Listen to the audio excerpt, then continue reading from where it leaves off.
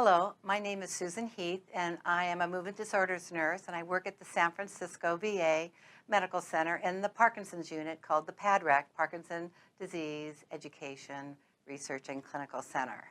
And I'll be talking during this section on hospitalization and Parkinson's disease, and including the patient and family.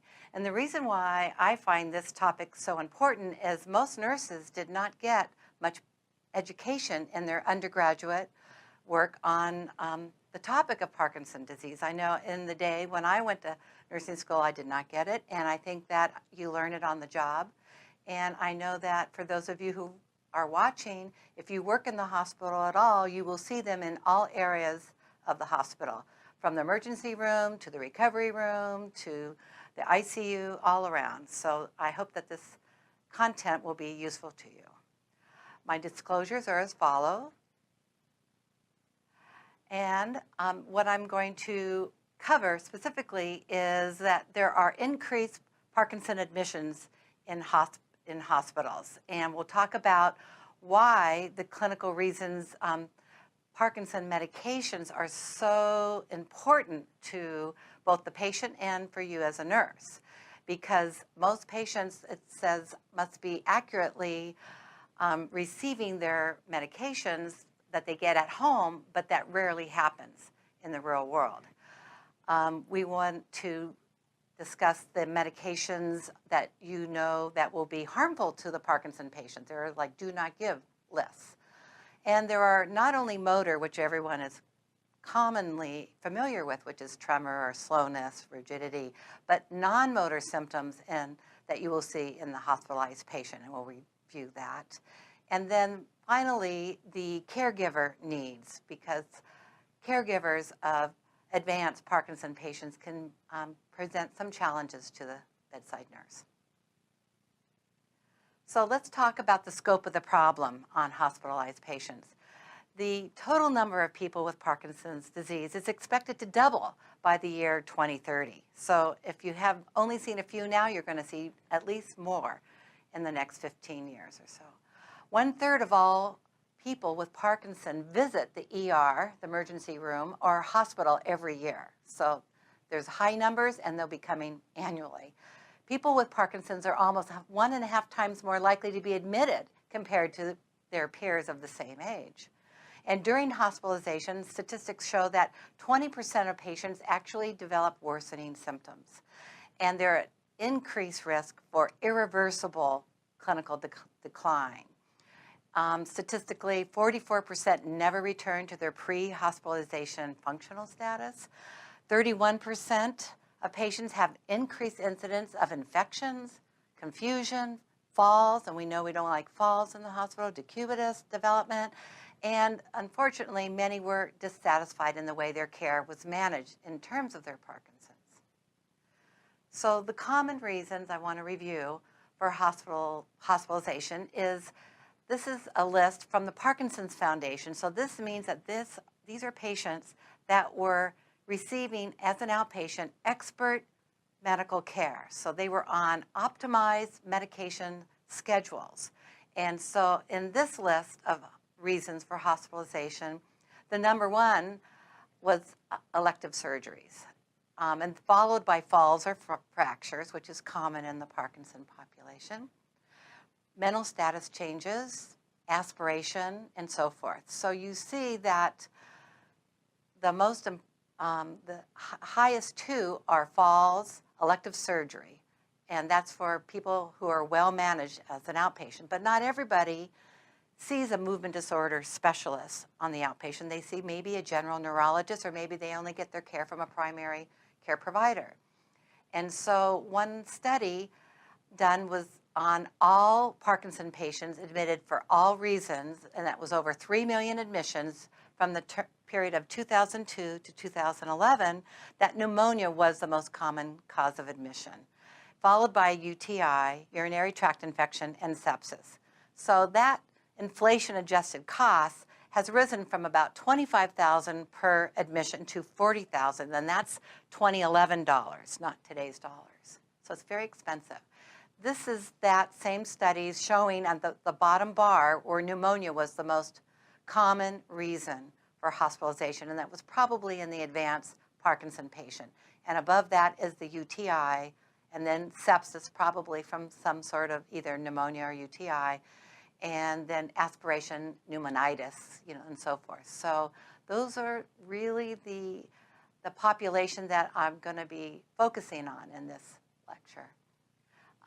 It's really helpful to know that there's like a Parkinson disease trajectory. When you get diagnosed with Parkinson's, that's on this slide, time 0 in years. It's at the 0 point. You probably have had some symptoms that were related to your Parkinson's up to 20 years before. Constipation can be long-standing. You could have this sleep disorder called REM, sleep disorder behavior. You can have some loss of smell called hyposmia.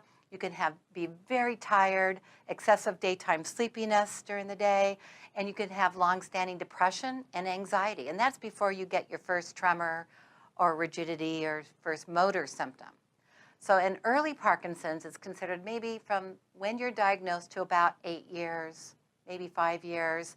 And then on this slide, you see the scale of these non-motor symptoms, the constipation, RBD, EDS, going up for pain, fatigue, and you have mild cognitive impairment. You're not as smart or as able to do multitasking as you did before.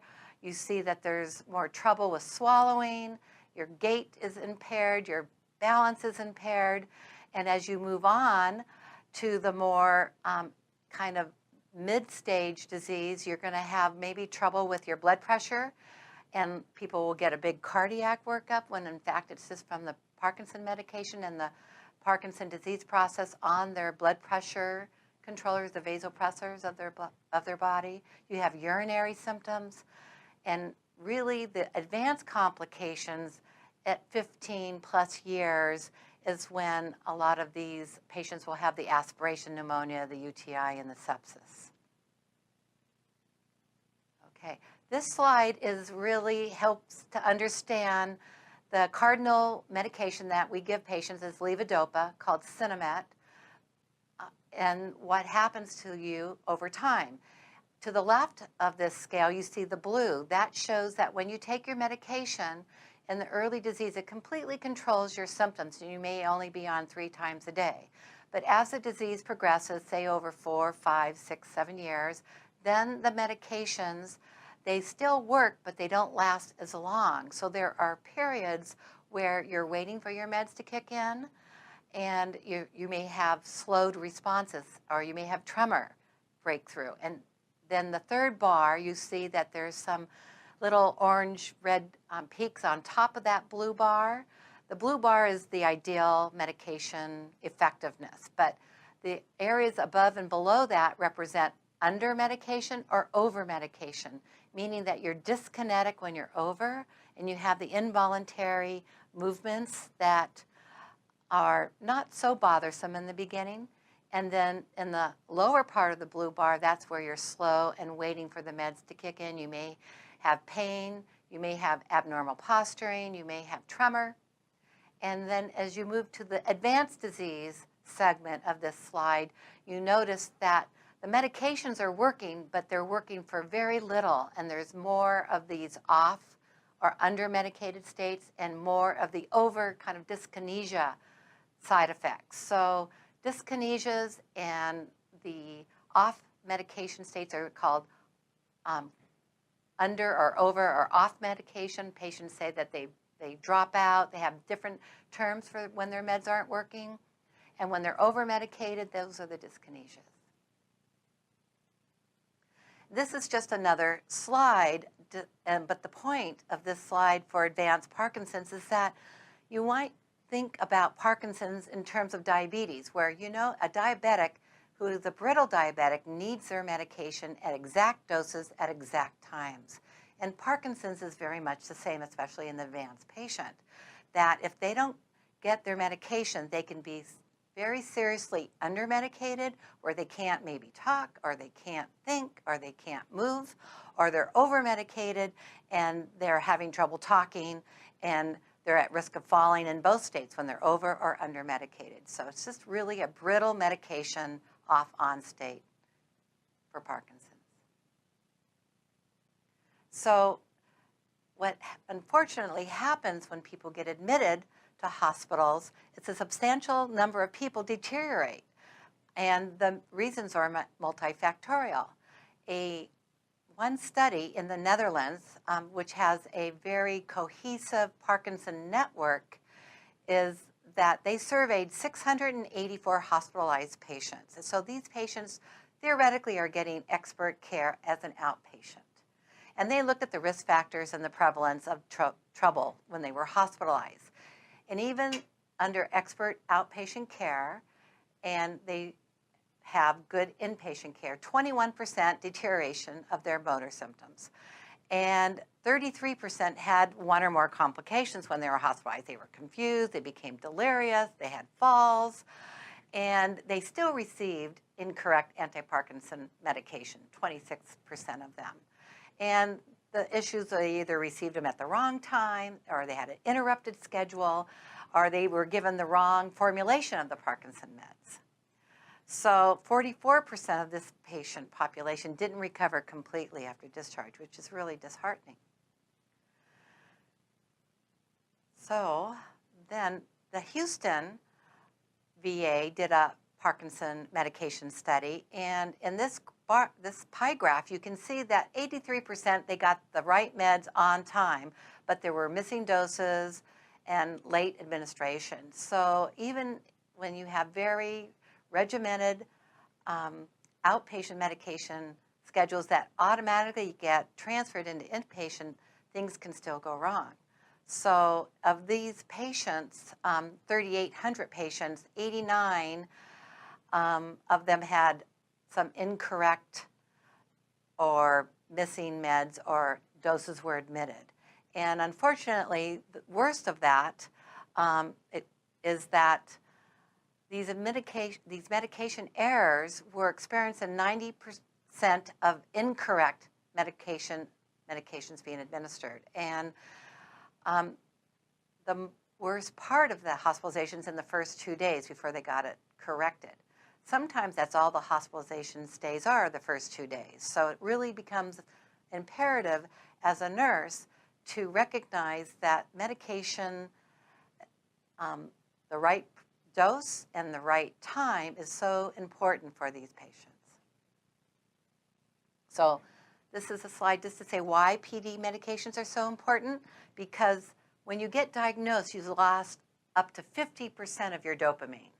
And so you need the replacement for just basic motor functioning and some non-motor functions.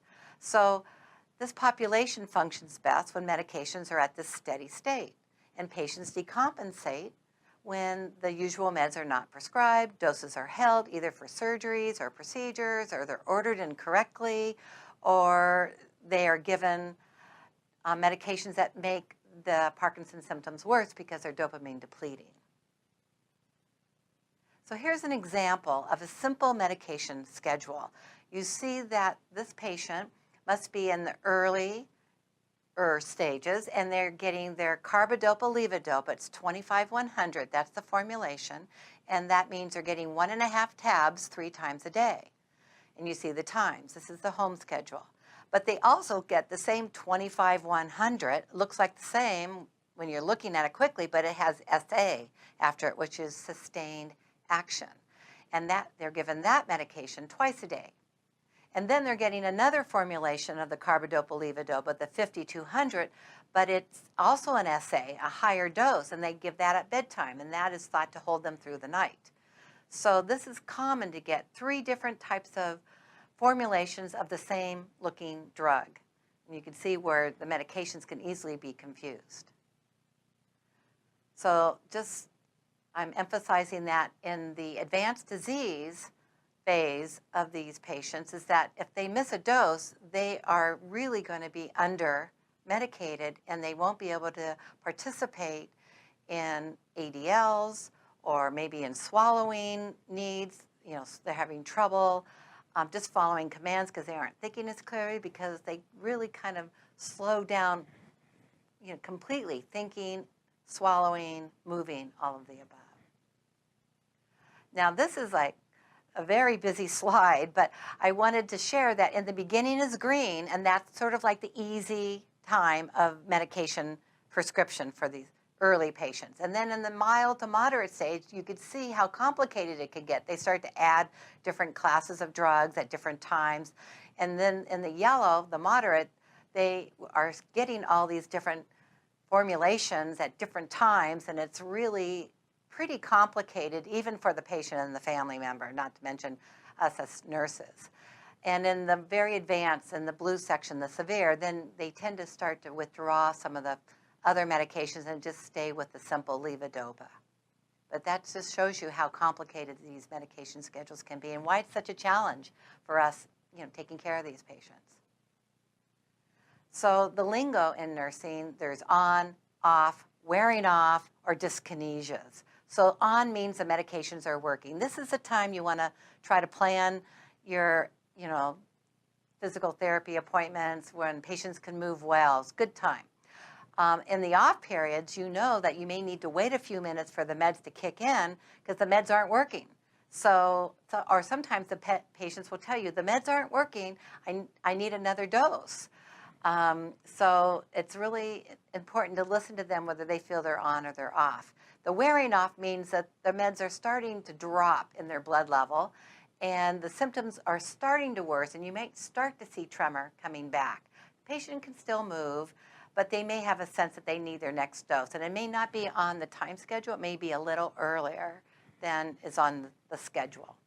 And dyskinesia means meds are working, but they produce sustained involuntary movements that can be bothersome to observe, but not always bothersome to the person experiencing them. Most patients would rather be a little over than under medicated.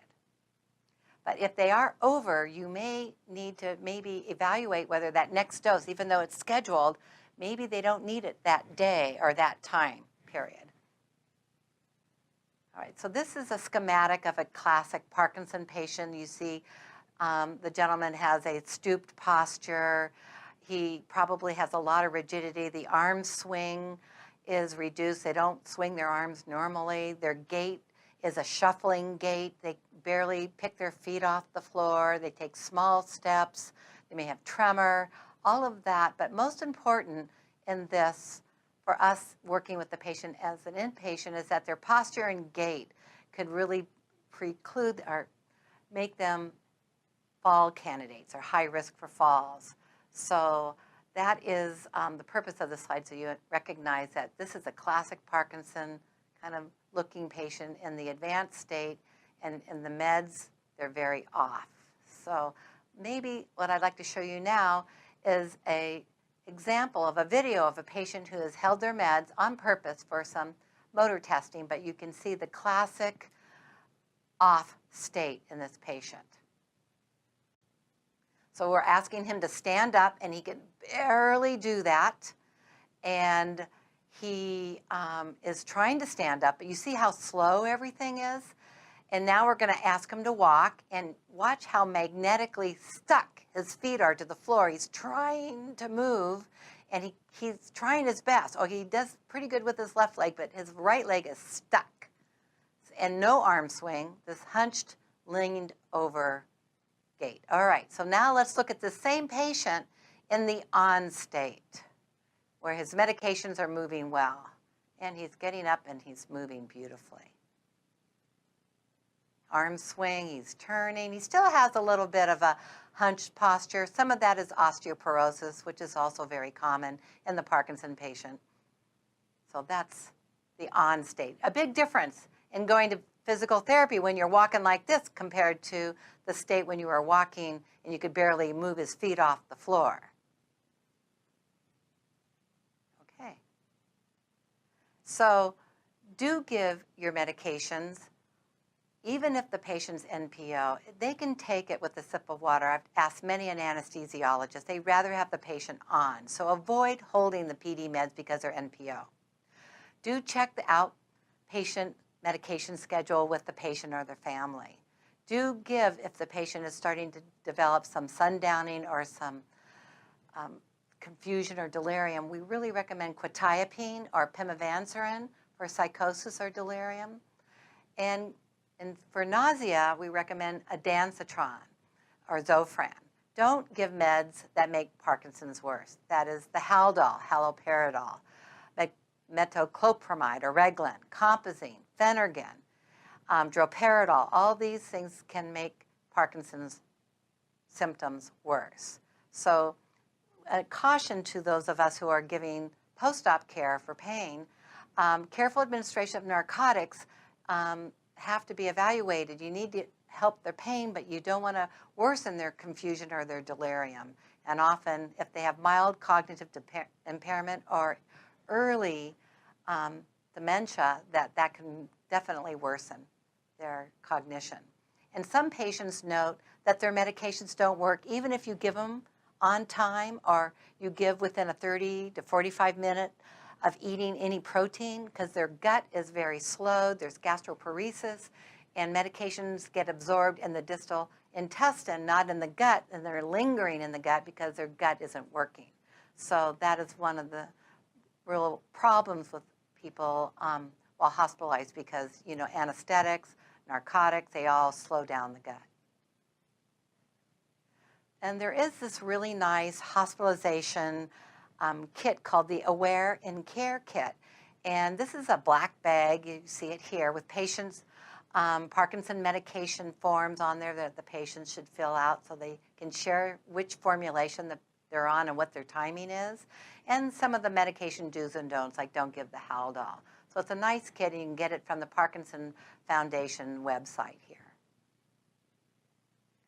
So the take-home points for the medication aspect of hospitalization is that home schedules need verification with inpatient orders, and the pills need to be given on time every time. And so people with Parkinson's really rely on their PD medications just to maintain their optimal functioning.